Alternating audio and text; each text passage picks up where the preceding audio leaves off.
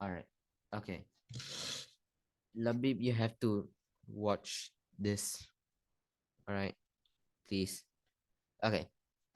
Let's actually talk about structuring now.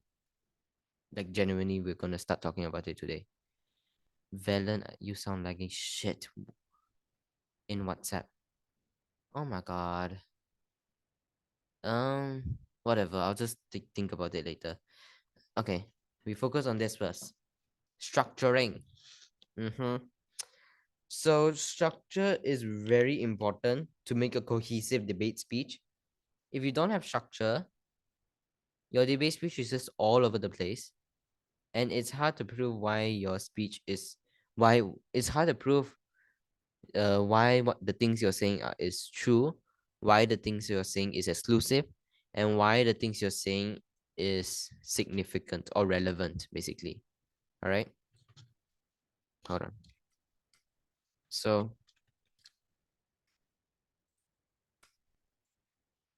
there's 4 questions you need to ask yourself in the debate. Not this doesn't apply for argument only. Actually, I think you can ask yourself for any claim that you're trying to make, any statement that you're trying to make in the debate. 4 questions. Actually, technically, I was saying like it's 3 questions. It's just that I feel like certain people might interpret the third question as like they might interpret the third question wrongly. So I divided it into 2 different questions. First of all, why is what you're saying true? All right. When you're making a claim, you need to give reasoning. You need to give framing as to why it's true. You need to give analysis. All right. Also, Labib, like analysis is just reasoning. It's just elaboration. It's just like giving how to say, yeah, it's just the content lah. It's the analysis is just the content, by the way. So it's not a whole entire concept in debate like a rebuttal or argument. Just to clarify. Okay, so for 4 questions to ask yourself. Firstly, why is this true? Give reasoning.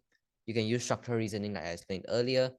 So you can use structural reasoning, which is basically just saying, okay, first reason, second reason, third reason, fourth reason. Don't give 4 reasons, maybe like maximum 3 reasons. So it's much more easier for the judge to take note, and it sounds much more convincing because it doesn't just sound like I sound very soft right now. Can everybody else hear me?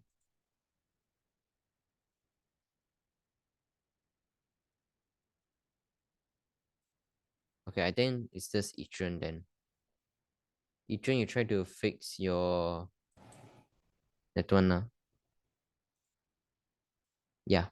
All right. Second point, you talk about why is this important. So what I mean by why is it important? I mean, why is what you're trying to talk about um something that's relevant, all right? Like for example, why is a certain actor in the motion relevant? Why is a certain stakeholder in the motion relevant? Sometimes it's really easy to prove relevancy, sometimes it's really hard. But you need to prove that these things are actually relevant to the motion, relevant to the debate, or else there's no actual reason for it being mentioned in the first place. All right. Third thing you have to ask yourself, why is this exclusive? When I say why is this exclusive, you do this to avoid avoid claims of symmetricality. What I mean by symmetricality is that a benefit can exist on both sides. A benefit that you try to claim, your opponents might try to claim it too, by saying that they can also claim those benefits in a certain way. Or you try to push a harm onto your opponents, and then they say, okay, or okay, they give you a rebuttal on why it's wrong. But then after that, they say, even if we assume that it does happen on our side, it's still symmetrical on both sides because the harm also happens on their side. I know, 你完蛋了 咯. You're dead because not you're not dead lah, but you're kind of dead because you didn't actually prove why is what you're saying only exclusive to one side and one side only. And if it's symmetrical, then it means it's irrelevant because If both sides have it, then it's not something we should be talking about because it's not important to mention something if it's like if like both sides have the same situation anyways. All right. There's no difference. So why would we talk about it in the first place? It doesn't help us win over the other. So you have to prove why is it exclusive to your side only, or why is a harm exclusive to their side only. All right. Fourth question. Why is this highly impactful? What I mean by this is like giving reasoning, giving analysis on why your argument or why your claim in general is like a really why it hits a lot of spots, right? Why is the impact large? So you can use metrics or weighing to explain this. You can talk about scale. You can talk about the vulnerability of stakeholders, or you can talk about the what is it? What's the other one? I don't think there's severity in metric of no. I mean, I know there's no severity in metric of weighing, but you can talk about the severity of these harms on opposition or the amount of stakeholders that you're able to help or the extent that you can help the stakeholders, etc., etc. So just talk about why your impacts are just so large, you know. And if you can prove that they're really, really large, then you can prove that like your side has a really good case, you know.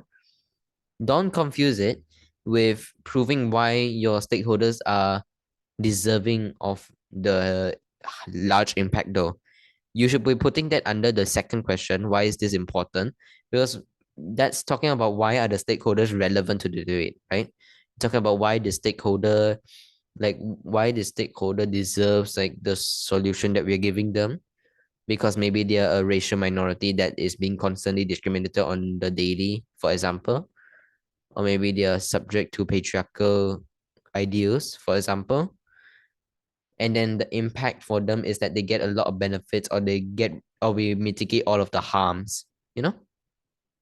So that's what you need to make sure you prove in your speech when you're making claims, especially arguments. I think this applies best to arguments. Make sure that you touch on all of this in a speech and you're basically set to go. The problem is you can't just base it off of this because if you just base it off of this and you just make your speech like a bunch of random different points that together technically work to prove all of these 4 points. If you don't have structure, if you don't have structure, it's you're just not presenting it in the right way. You're not presenting it in the way that the judge wants to hear it. So let's actually dive into real structure now. Like like just how should we do rebuttals? How should we do setup? How should we do argument? First of all, rebuttals. Rebuttals, it's really simple. First of all, why is it wrong? When you're doing this, you just give direct reasoning as to why the statement was wrong in the first place. All right, why the statement is wrong.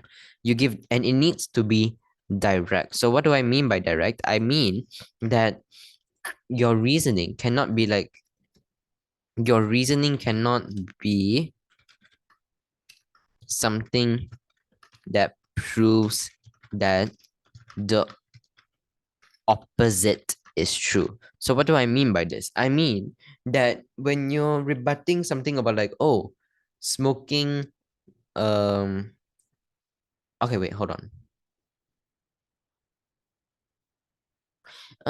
You know what? Maybe I can. I don't think this is the right wording.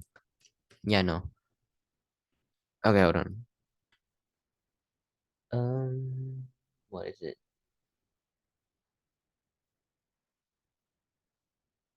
You know, I'm just gonna drop that. Maybe it'll come up in my mind later. Just gonna continue. So you have to give direct reasoning as to why their statement is wrong, and you can try to directly tackle their reasoning of their statement. This is a really good way to like do this first point of this first layer of analysis of the rebuttal, because instead of just attacking the statement only, you're also attacking the foundation for that statement. aka the justification for that statement. So you're destroying every single part of that statement to like just shit lah, just destroying it to shit. Second layer of analysis, why is it irrelevant? When I say why is it irrelevant, it's things like symmetricality, like it exists on both, the harm exists on both sides or the benefit exists on both sides, or um flipping it. You can flip it. You can flip it, say that the harm is actually a benefit or the benefit is actually a harm for them.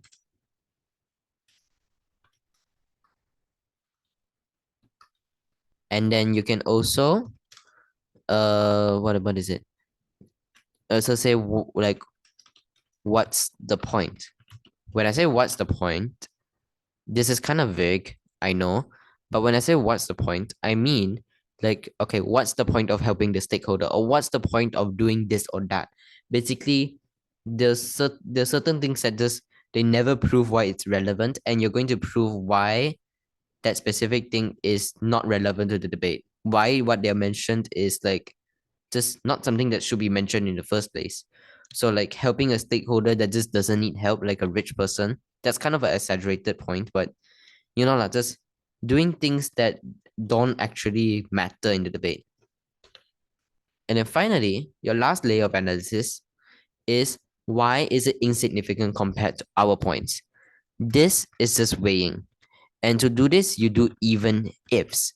So you're basically just saying, even if this is true on their side, we take them at their best case, right? Because we're assuming that what they say is true. We're giving them charitability. So then you will say, even if this is true, compared to what we've said, it doesn't matter. It's still so much smaller compared to what we've said.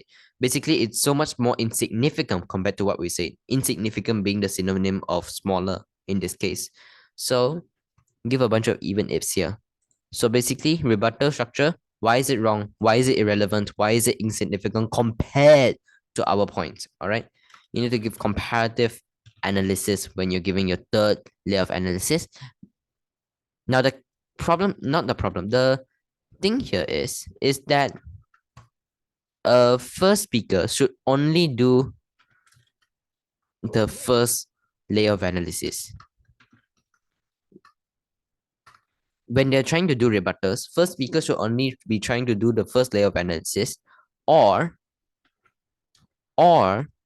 at most do at most also do the second layer, because like first of all, first speakers have to focus on their characterization, their setup lah.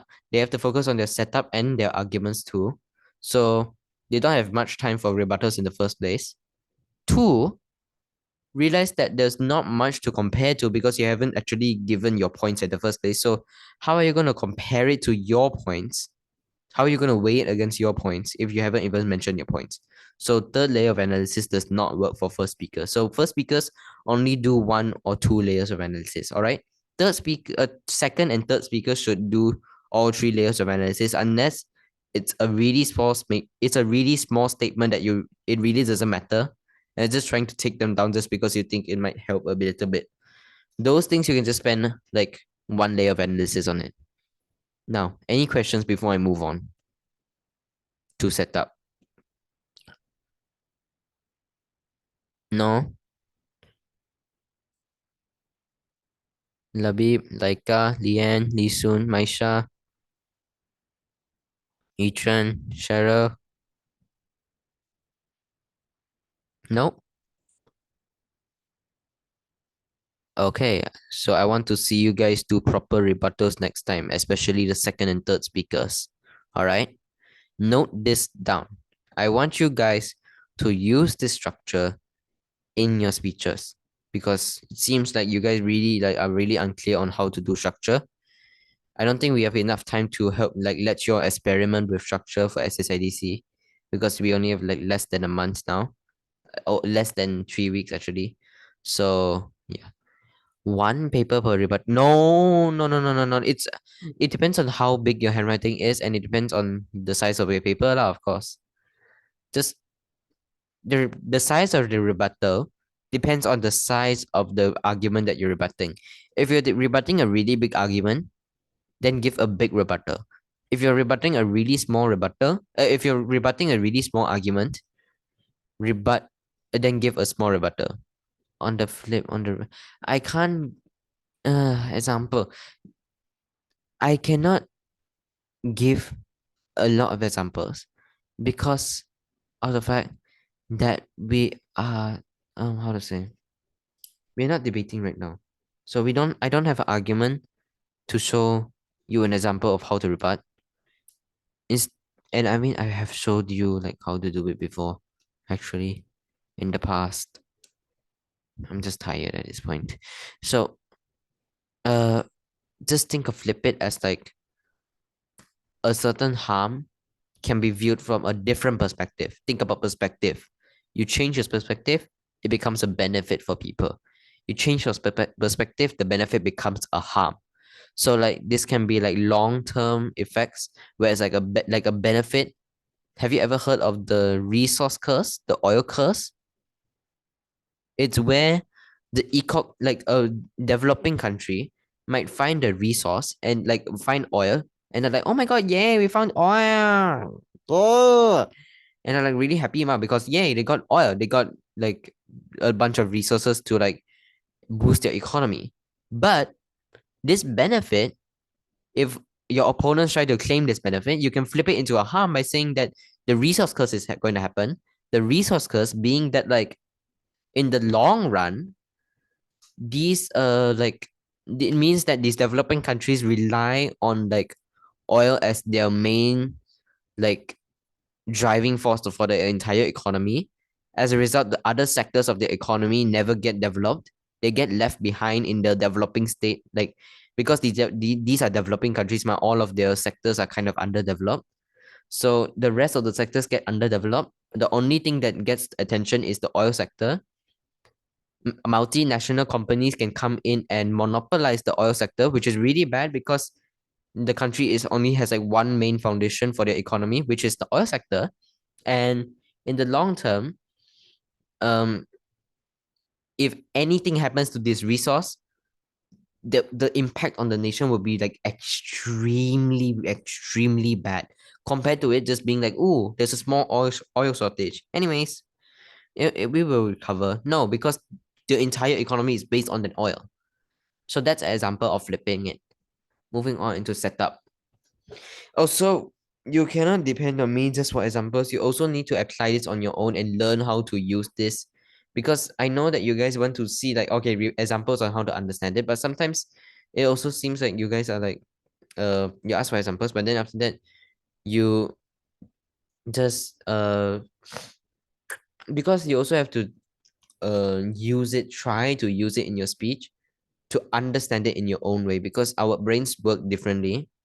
So examples don't really work as effectively as actually applying it actively in your speeches and then getting feedback from your seniors and your coaches. All right. I just wanted to say that. Moving on to setup. So setup. Setup, this is a very simplified version of setup, honestly. So Harry, would you add anything else? Huh? Would you add anything else to this setup template here? I think just keep it simple. Like the thing I wanted to add is more advanced. So All yeah. right. Okay. So y'all already know what status quo is. I think you can combine it with issue if you want to save time. Well, not really save time, but just to make it make your speech more concise, more efficient at delivering your point across. All right. So issue just looks like what both sides are trying to solve. What both sides are not trying to solve, but trying to address. So things like climate change. Like the issue here would be that climate change is a really urgent issue and needs immediate attention. Or for feminism, you can say like women are being constantly discriminated both by the law and by men like by society. They have lower workplace salaries. It's they have less access to basic healthcare. They are denied like a lot of things because of their gender, etc., etc. All right, that's issue, aka the status quo. I sometimes will just do issue and then we'll do status quo because I feel like I might need like a different take on the status quo. I might need new analysis on the status quo, but how the status quo looks like in the status, how it looks like in the status quo, not how the status quo looks like. Yeah, that's what I meant to say. I might need characterization on that, and I will make it a separate point under my characterization itself. It's up to you. If you are confused, just put it with the issue and then explain what the status quo looks like. Then you move into your characterization after your issue or your status quo. What you do in your characterization is look at the motion, like the motion just now, there's a few terms in the motion. For example, the text generating AI and then AI detection software. Characterize it to me. Tell me what it looks like. And when I say tell me what it looks like, do not give me dictionary definitions. Do not tell me actually what it is. I do not want like AI detection software is blah blah blah blah blah the definition. No, because everybody knows, not everybody, but like most people know what AI detection software is. It detects AI usage. All right. You can give examples for sure, but examples is not enough. You need to, when you're giving characterization, the whole point is being strategic. The whole point is creating a foundation for your case that creating a strategic foundation for your case that can adapt to the new changes in your changes in your argument for your second speaker, and just found it, creating a foundation for your first and second argument in first and second speaker, you know. So whole point is being strategic when you're doing your characterization.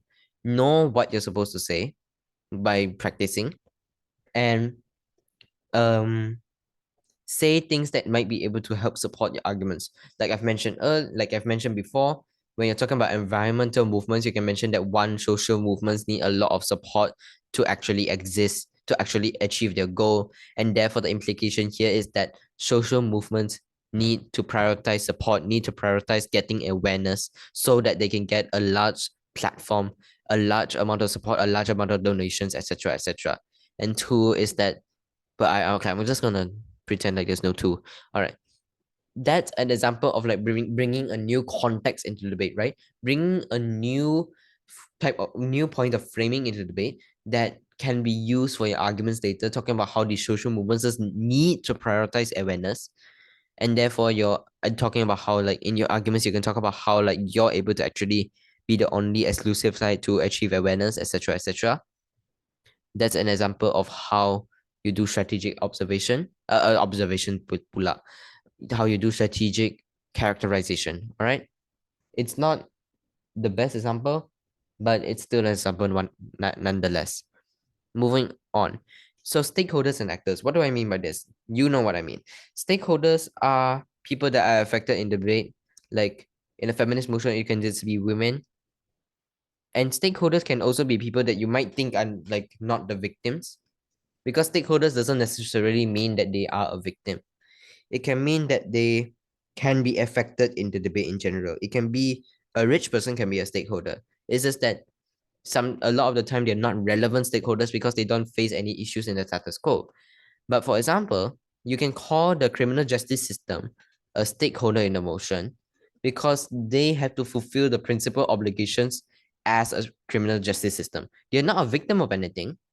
They're not like experiencing a bunch of issues and vulnerability in the status quo. No, but they have like principal obligations that they have to fulfill. All right. So that's an example of stakeholders that might not seem like stakeholders at first, but they can also exist as stakeholders. It's up to you on whether you want to actually characterize the stakeholders. If you feel like it's not important, just don't. If you feel like it's really important for your arguments later on, because your arguments might really depend on that stakeholder characterization later on, just do it. All right. And when I say actors, I just mean like actors in the motion, like this house as someone, would. The someone is the actor. All right. Now, finally, burden of proof. So, burden of proof, aka BOP, is just really simple. Just what's the thing that you have to prove? What do you have to prove? All right. So, for example, you can prove. Don't just state your arg. I don't think it's best to state your. Try to avoid just restating your arguments again. Instead, you just like talk about like okay, how you can help all of the how we can help the stakeholders in the motion, and how we can at least partially mitigate these issues or something to a point where where it outweighs any of the harms on our side and the benefits on their side, etc. And then what I like most about burden of proof is that you can burden push, because what I mean by a burden push is by pushing a burden onto opposition or just the opponents in general, saying that they have to prove this burden or else they've failed the entire case. They've not even been able to done the bare minimum. So like for example, you have to say that after so sometimes it's really good to like characterize the status quo as a really, really bad status quo. Like there's like in a feminist motion, you could say like the status quo is like patriarchy and shit, like just women being discriminated on the daily. And then you just burden push onto them saying that they have to support the status quo that we have already characterized as being a really bad place for women, for example. Just an example. So that's an example of using burden push strategically to like put a really big burden on them, you know? Any questions then? That's set up.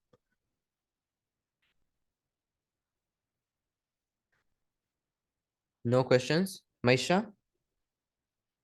Any questions, Maisha? Labi, whatever, whoever.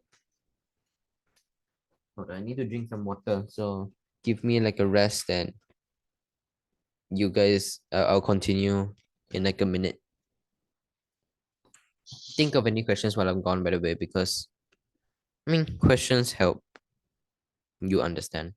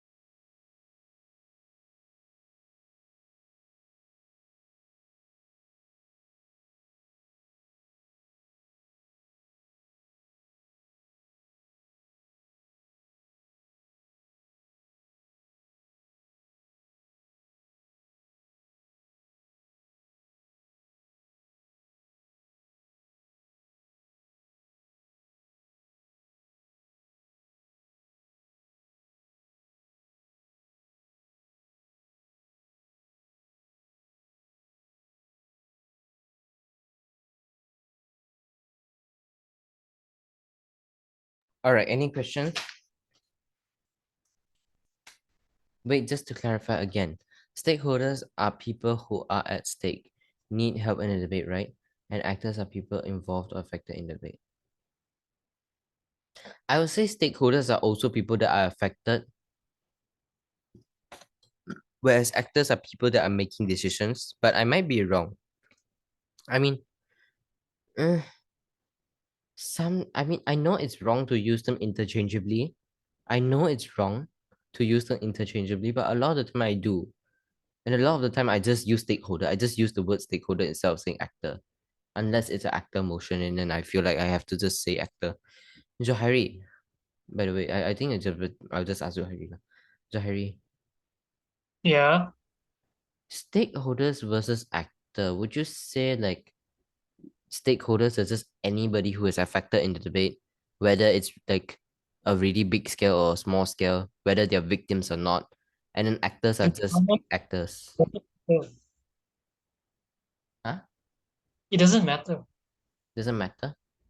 Yeah, it doesn't matter. There's nothing, no difference to be honest. Oh, all right. Okay then. No difference between actors and stakeholders. That's great.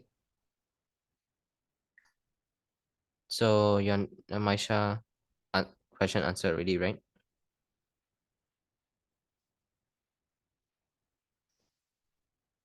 Yep. Okay. No more questions. I'll be moving on into our argument. This okay. I'm going to make a disclaimer at first. This way of doing argument is not what you always have to follow. All right. First of all, I myself, even though I technically like use this, like I technically made this structure. I mean, it's based off what Andrea gave to me. I just added a bit more elaboration on what you have to do under each point of framing. But credit to Andrea for actually teaching me issue and problem, or problem and solution. A problem and solution, or issue and solution. But you don't even have to use the problem and solution framing if you don't want to. It's really effective though, because it does what an argument is supposed to do. So I highly recommend you to use it, unless you really just don't feel like using it and you want to use your own structure. But since SSIDC is coming really near, I think it's best if you just follow the structure that we give you, because it's much more easier. And then after SSIDC, you can start experimenting, you know, always experiment. All right. So firstly, why is first point of framing the problem? When I say the problem, I don't mean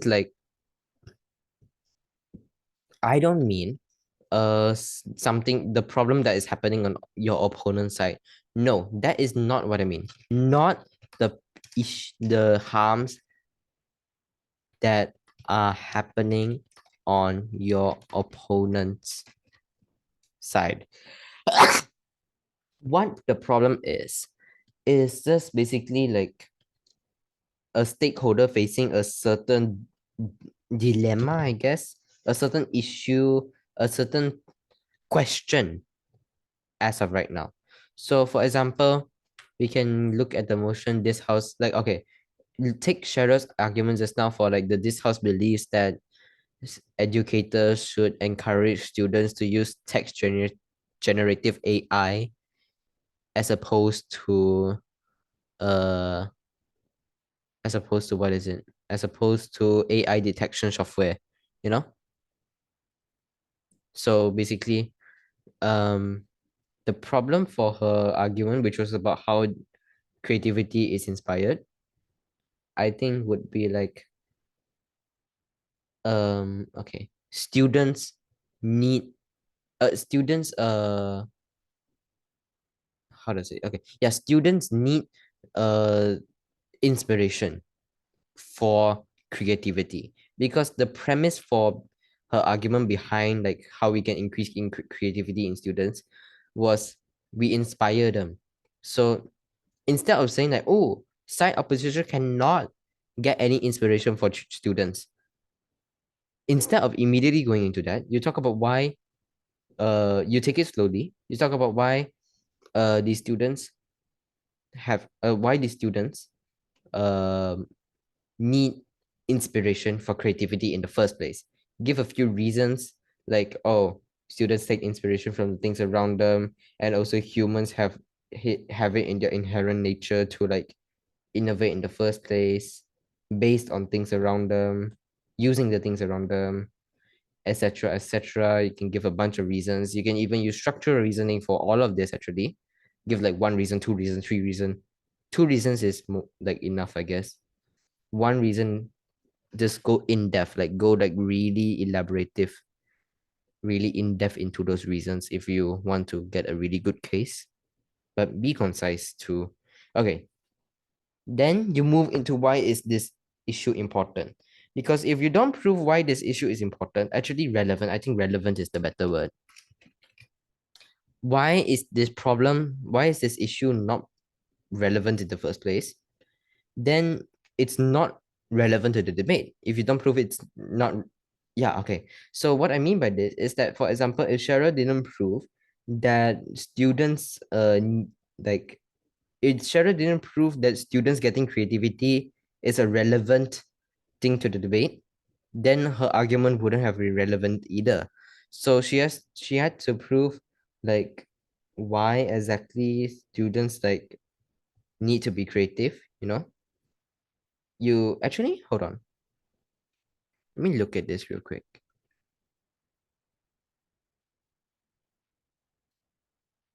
Okay, yeah, yeah. You can touch on like why is it relevant that these students get the best amount of creativity popped out of their brains, you know?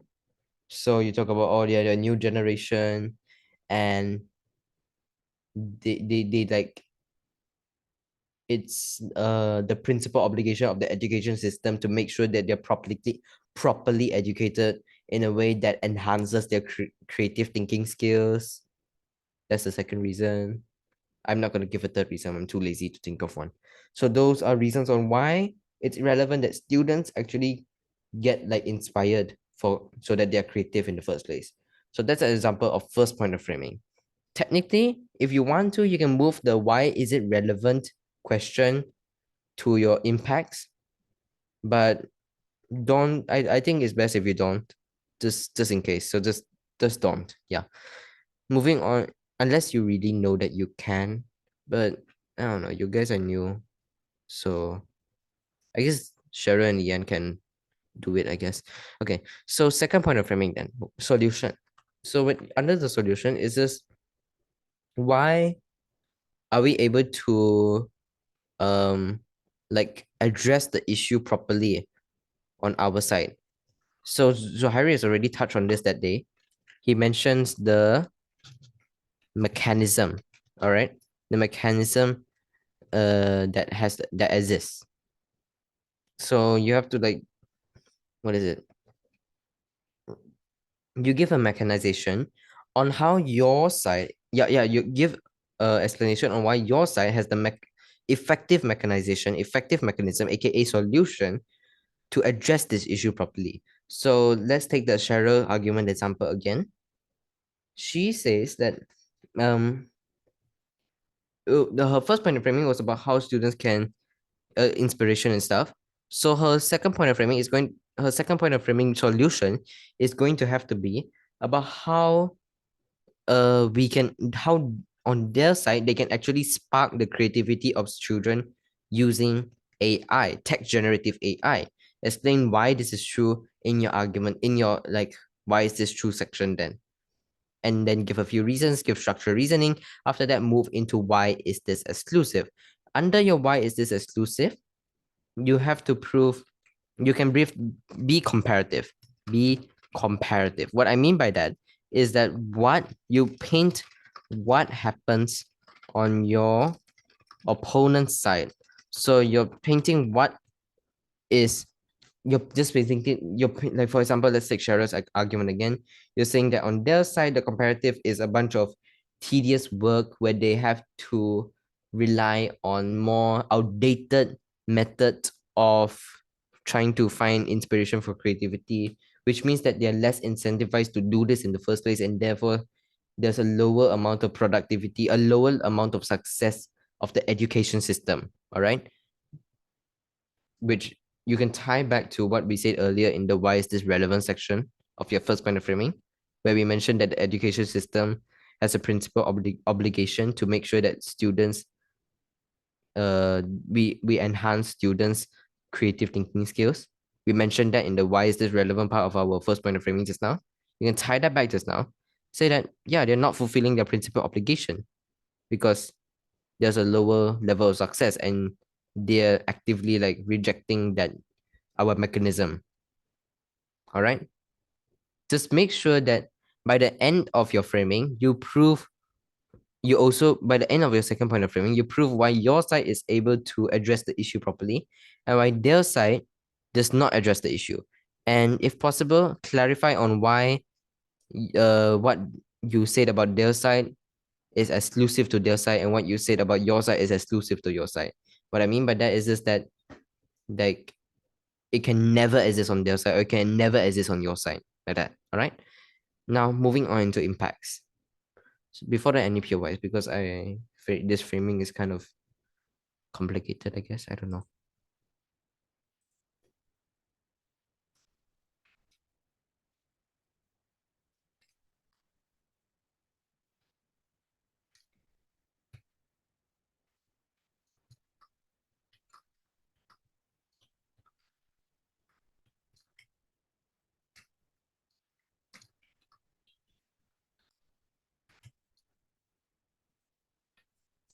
So about the problem, right? It's like the problem in general, aka the problem that is happening on both sides. Not talking about the problem with opposition. Yes, exactly. Thank you, Maisha. That's what I meant to say. It's basically just the problem that is happening on both sides. It's not necessarily it's just that there's no exact word for what we're saying except for issue or problem. What we're trying to say here is it's not actually like a masala, like it's not like actually like a gejala, it's just the issue. It's just the issue, like students need inspiration for creativity. That's the issue. Like it's like a problem statement, right? Where we just state the problem that both sides are trying to address. It's not necessarily like, oh, I mean, it can be an actual problem, like women are being discriminated in the status quo, but it can also be something that's like just a fact, like students need inspiration for creativity. These things are all considered issues that both sides are trying to address with their mechanisms. So yeah, does that answer your question, Maisha? All right, that's great.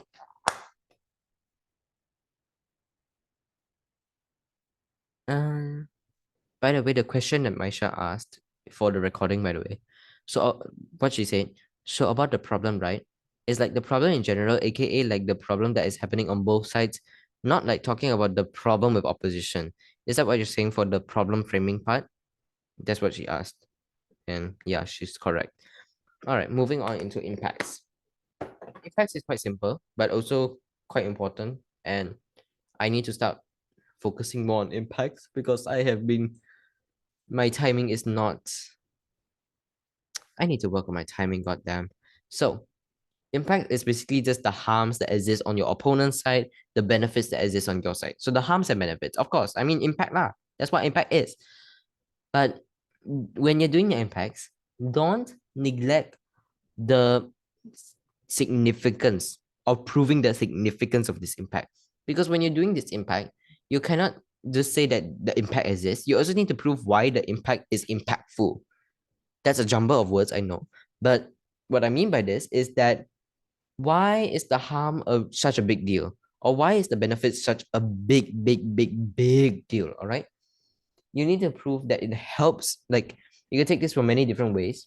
You can do the metrics of weighing. Actually, you can use it, base it off the metrics of weighing. Say like we help a lot of people, or like or the help or the benefits we give is extremely good, like that, or like the harms are extremely bad or harm a lot of people, or like worsen the situation on people that are already suffering in the status quo, and therefore like they're just violating even more principles of society.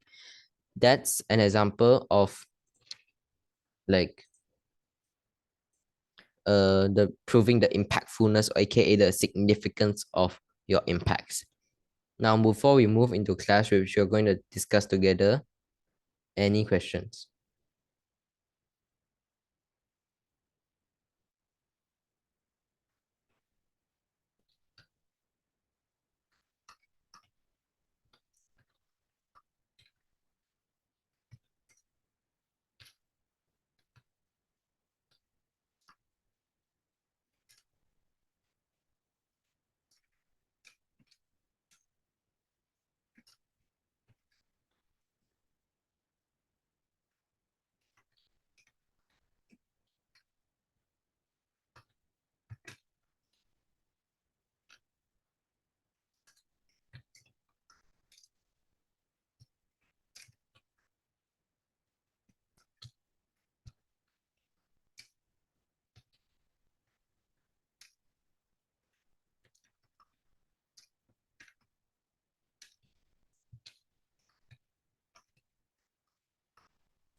All right, no questions. We're gonna talk about clash then. Wait, Zohari, can you just look at like this clash? Like, can you like just like tell me like, is it okay like this doing clash like this? Yeah. I would say it's okay. All right, great. So clash is basically, it's kind of hard to understand, but once you get the grip of it, it's quite easy, honestly. Well, I want to say that. Okay, I'm not gonna make too many claims. All right. So title, basically the structure of clash is quite simple. Firstly, the title of your clash. So basically, what is the goal that both sides want? So basically, it can be things like the well-being of like a certain stakeholder, or the principal of like which side can fulfill the principal obligations of the criminal justice system, which side is better able to blah blah blah blah, which side is better able to improve economic development, etc etc etc. By the way, economic growth, you should explain what, like, the very specifics of economic growth before you finally say, okay, we can get economic growth. It's hard to explain though, because I mean, we aren't like that great at economics compared to fucking Yao Ming. Not derogatory, like in a really praising way, like Yao King. Okay, so moving on. So a good thing that you can say for your clash after you've just said the goal that both sides want. Also, you have to identify the clashes yourself, like based on what both sides have said. It's quite easy to identify in the prep already, because sometimes it's just intuitive what both sides are going to say in the first place, and then you can tell what the clash is going to be. But just listen to both sides. As a whip speaker, you really need to listen, listen, listen. A lot of your job is to listen and then criticize and prove how your what you've said, which you've listened to, by the way, what your side has said is better than the opposing opponent's arguments, opponent's case in general. Okay, so first thing you can say, why is this clash important? It's optional, but it's useful sometimes, because if you can prove the relevancy of the clash, and if your clash is different from your opponents, then maybe you can prove why your clash is even more relevant than them lah. Don't spend too much time on this, because it's not that important. Even though it's literally about importance, I still think it's like not as important as the weighing. All right, which is brings me to weighing lah. Weighing is just why we win. Weighing is like that day when we touch on weighing, I said it's comparison. Yes, because you have to compare both sides to prove how your side wins. And to do weighing, you use metrics of weighing to help you out. Like you say, like which side has a larger scale of helping people, which side has a smaller scale of harming people, which side has like which side helps better stakeholders, more vulnerable, which side's stakeholders are more vulnerable, um which side has a more instant solution to an urgent issue, aka climate change, things like that, metrics of weighing. So you have to, when you're doing weighing, you cannot just say, okay, you cannot just repeat what your first and second speaker has say. That's just called being repetitive. What you have to do is prove how you're winning in all scenarios. All right. Be charitable. Give so many even ifs that you just shut your pants. All right. Not a good analogy, but whatever. You have to keep saying that, okay, at first you can just bring in like basic weighing, where it's just like directly proving like why your side wins over the other side, like in your best case and their worst case. That's the most basic form of weighing. That it's not really, it doesn't actually prove why you win the clash effectively, but it's a good start. Then you move into even ifs, which is really important for weighing. Really, really important. Because if you don't do an even if, then you don't prove how you win in all scenarios. And therefore, like, you might be in one of, you probably are in one of those scenarios of those even ifs, and you end up like losing. I don't know how to explain, but just give even ifs, please. So say even if their side, what they said is true, they say, what this thing that they say is true, we tell that it's still nothing compared to what we are able to give you, or what they say is true about us, we tell you it's still not as bad as what they have, we or like even if what they said is true about us, we tell you that our benefits outweigh that, and then give weighing. Give lots and lots of reasoning behind all of these statements, by the way. Do not forget You have to give analysis. Do not forget, you need to give reasoning. All right. And then finally, at the last part of your clash, especially the major clash, just give a best case of your opponent's case versus the worst case of your case. So this might seem very counterintuitive. Like, why would I be putting myself in like a very bad position and then trying to like make myself win that? But if you can prove that you still win even when you're like in your worst case, even in when you're at your weakest, you prove that you're just stronger than them no matter what. All right. So best case and worst case are best case versus worst case is really useful. Don't get it mixed up. It's the best case of your opponent's case versus the worst case of your side. So it's based off what they've said about you and what they've said about themselves. You assume what they've said is true about themselves. You assume what they've said about you is true also, and then you explain why you win no matter what. You can bring in like what you have said on your side and etc etc. All right.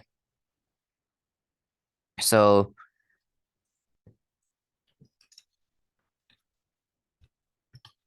that is it for clash, and that is it for all of structuring. This meeting has been going on for 2 hours 30 minutes. I kind of want to sleep now. No, I can't. I definitely want to sleep now, but I have to watch. I need to watch the boys mine music video. Goddamn, I'm 5 minutes late, but whatever. Any questions? Open to clash. Anything about clashes? Open to everything that we've talked about. Actually, just any questions altogether. I don't really care.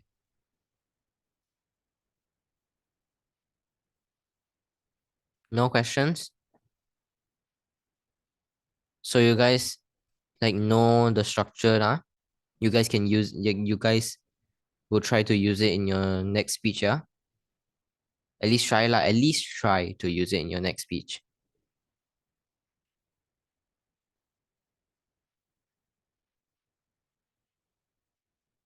Labib understands. Yichuan, Laika.